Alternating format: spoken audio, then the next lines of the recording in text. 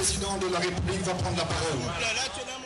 Mes chers compatriotes, votre rassemblement de ce jour et votre franche mobilisation contre les crimes de sang à but fétichiste témoignent du rejet ferme de la société gabonaise dans toutes ses composantes à l'égard de ces pratiques abjectes et barbares. Mesdames et messieurs, oui, vous tous ici réunis, comme des milliers d'autres personnes ici au Gabon ou ailleurs dans le monde, vous avez voulu ce matin marquer le refus de la nation gabonaise de laisser se commettre sur son sol des crimes que rien ne peut justifier ni tolérer. Votre présence ce jour indique que le cri des familles endeuillées a été entendu. Votre présence nombreuse est un message de colère à l'endroit de ceux qui, par des pratiques d'un autre âge, veulent faire du Gabon non plus une terre d'accueil et d'hospitalité, mais une terre de deuil et de désolation.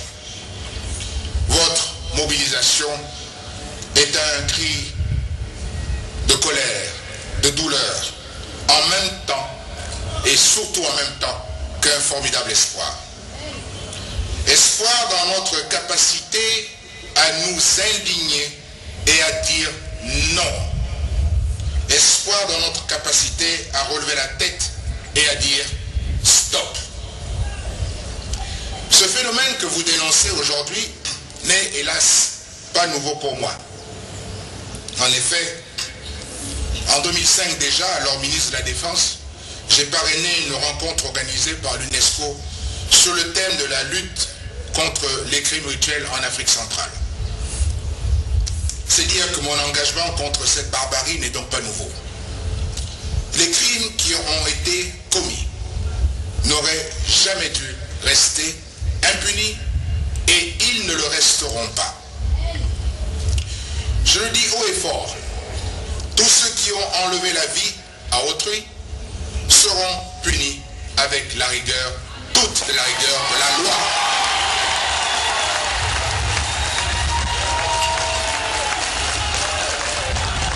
Mais je dis même plus.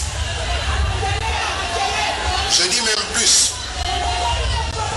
Tous ceux qui se sont aussi rendus complices de ces crimes seront également punis avec la même rigueur.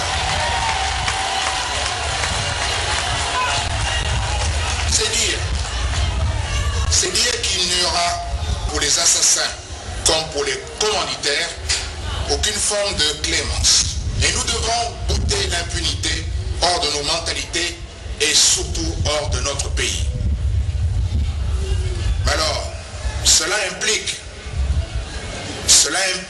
de chacun d'entre nous une plus grande responsabilité et une implication plus ardue dans les actes qui sont les siens. Chacun, dans la chaîne des responsabilités qui nous incombent, doit assumer pleinement son rôle. Il faut donc que les familles soient plus présentes dans l'éducation et l'encadrement de leurs enfants. Il y a encore trop de mineurs, parfois de très jeunes enfants, qui déambulent seuls le soir dans les rues, sur les plages, sans aucune présence familiale.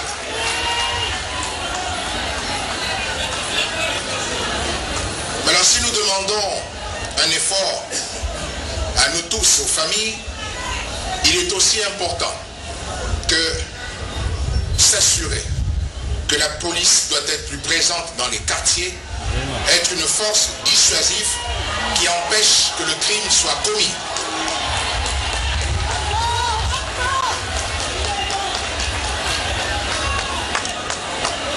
Et quand je dis que la police doit être dans les quartiers une force dissuasive, c'est pour protéger les citoyens et non pour les racketter.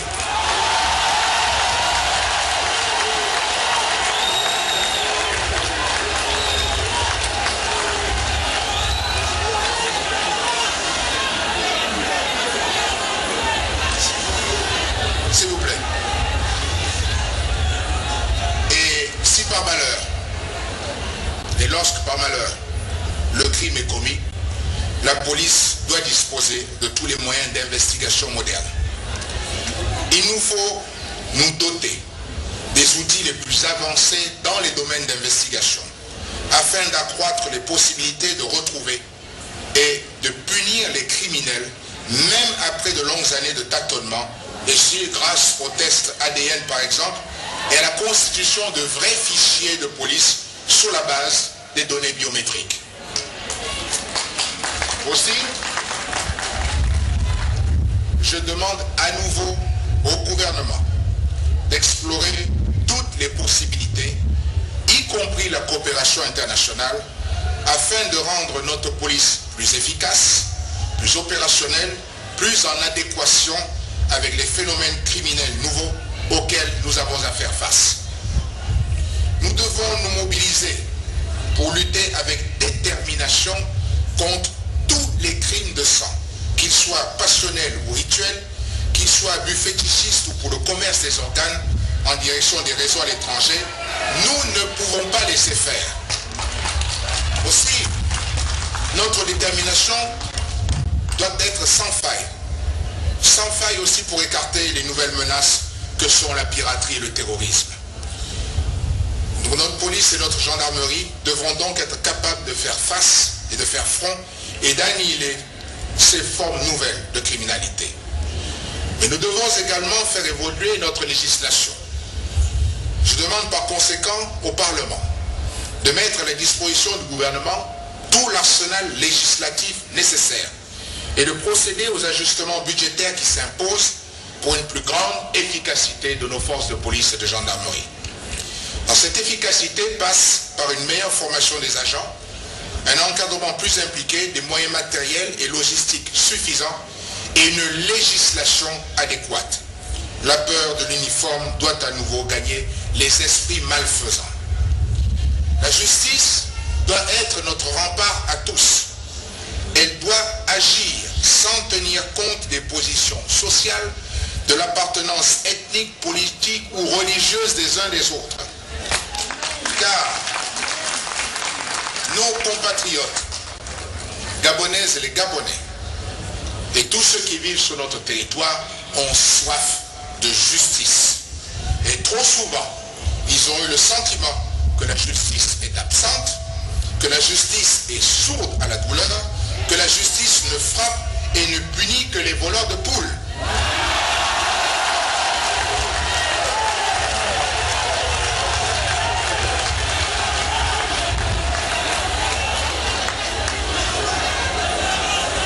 Pire, nos compatriotes en sont à penser que nous avons une justice à géométrie variable qui fait grâce aux riches et aux puissants, alors même qu'elle se montre implacable et inhumaine à l'égard des pauvres. Cela ne doit plus et ne peut plus continuer, car faute d'une justice équitable, les familles des victimes pourraient être amenées à appliquer une justice populaire par définition excessive et expéditive, et ce qui serait pour une extrême gravité pour notre pays. Sur cette question essentielle d'une justice plus active et moins timorée à engager les poursuites qui s'imposent, je demande également au Parlement de doter nos juridictions de moyens budgétaires conséquents et de faire en sorte que les délais d'enquête et de jugement soient raccourcis sans pour autant enfreindre ni le principe de la présomption d'innocence ni les droits inaliénables de la défense. Il nous faudra par ailleurs veiller à faire en sorte que les auteurs de crimes de sang à but fétichiste ne bénéficient d'aucune circonstance atténuante ni d'aucune forme de clémence. C'est pourquoi, saisissant l'opportunité que m'offre votre rassemblement de ce jour, je demande au gouvernement et au Parlement de procéder avant la fin de la session des lois en cours à la modification des dispositions du Code pénal relatives aux crimes de sang. Les auteurs de crimes de sang avec prélèvement d'organes devront encourir la condamnation à perpétuité sans aucune possibilité de remise de peine.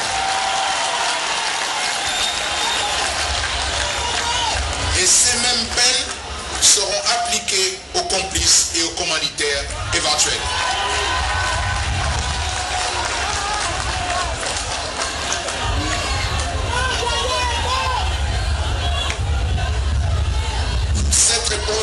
Cette réponse judiciaire, malheureusement, cette réponse judiciaire ne pourra pas ramener à la vie, mais elle assurera une sanction à la hauteur des actes commis. Je voudrais terminer mon propos en rappelant à nouveau à la responsabilité de tous et de toutes. Chaque crime délibérément commis dans notre pays est un crime de trop qui ne doit ni être toléré ni pardonné. Pour autant, nous devons éviter que la psychose s'installe dans nos villes et dans nos villages. C'est-à-dire que nous ne devons pas avoir peur. Nous ne devons pas avoir peur. Car avoir peur, c'est laisser les criminels gagner. Et aussi notre message est que nous n'avons pas peur de ces gens-là. Et les barbares ne gagneront pas. Les barbares ne l'emporteront pas. Et nous n'avons pas peur, pourquoi? Parce que nous allons être unis. Unis, nous vaincrons la peur. Unis, nous vaincrons les crimes de sang. Unis, nous combattrons fermement leurs auteurs. Et nous allons combattre sans relâche leurs commanditaires éventuels. Je voudrais dire qu'en d'autres temps, en d'autres circonstances, je me serais pleinement réjoui d'un rassemblement et d'être au milieu de vous. Mais si mon propos et le ton est grave, c'est que la raison même pour laquelle vous êtes devant moi ici est une raison qui est très sérieuse et très grave. Et qui donc appelle à une mobilisation sans précédent de chacune et de chacun d'entre nous. Ce n'est pas le combat d'une seule personne, c'est le combat de nous tous. Et je suis là pour vous dire que votre cri, je l'ai entendu du haut de ce podium. Et avec toute la force de la loi, nous pourchasserons et punirons toutes ces personnes qui déshonorent notre pays.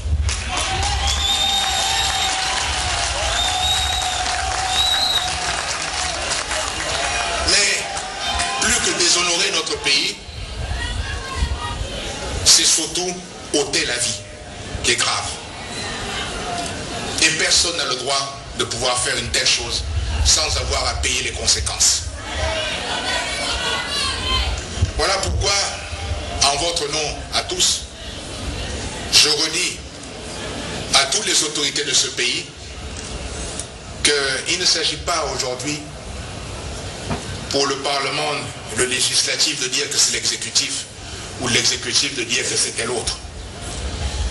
Il faut arrêter cette politique de se couvrir de parapluie et dire que c'est la faute de l'autre. Car lorsque l'on regarde les familles endeuillées, il faut avoir le courage d'assumer pour dire que c'est notre faute à tous. Et que nous sommes tous responsables. Et que c'est tous que nous allons répondre ensemble. Alors, ayons de la compassion, ayons de l'empathie, encadrons ceux qui sont déjà endeuillés, qui ont perdu un être cher. Il faut les soutenir. Mais il faut surtout ne pas verser dans la psychose, dans la peur, et surtout vouloir faire justice soi-même. Il faut laisser ceci à ceux dont c'est la mission. Je remercie les organisateurs de cette marche et tous ceux qui se sont mobilisés. Je vous remercie. Vous avez fait là aujourd'hui un acte important pour notre pays, pour notre société. Que Dieu bénisse notre pays, que Dieu préserve le Gabon. Je vous remercie. Merci, Monsieur le Président de la République.